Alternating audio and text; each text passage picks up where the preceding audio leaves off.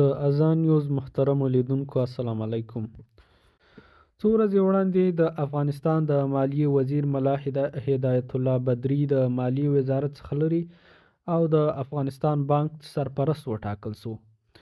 حکومت هم همدې ته وایي چې په یو امر وزیر، والي ولسوال او قومندان او یا یې ډېر وړوکي منصب ته راښکته کړي.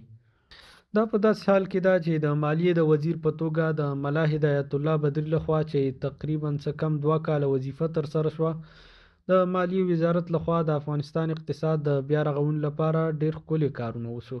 اوس تازه ملا هدایت الله بدري د افغانستان بانک سرپرست ټاکل شوی ده. ښاغلی فاروق اعظم د ښاغلي هدایت الله بدري په اړه د خپل نږدې ورځو یو خاطره بیان کړې ده. فاروق اعظم لیکي: نن مې د افغانستان بانک د رئیس ښاغلي ملا هدایت الله بدري سره د هغه د کار په دفتر کې ولیدل.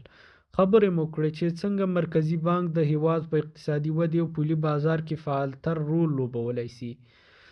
مرکزي بانک د هیواد د پولي سیستم او د هیواد په اقتصادي انکشاف کې د پیسو عرضه تنظیموي.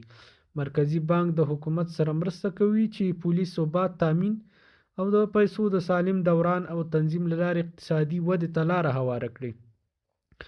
ما بدري صاحب ته وړاندیز وکړل ټول هغه افغانان چې بانکدارۍ کې پوهه او تجربه لري مرکزي بانک سره مرسته وکړي. بدري صاحب د وطن دوستۍ په عالي جذبه په پراخه ټنډه نه یوازې دغه وړاندیز ومانه بلکې هر راز تعاون وعده یې وکړه.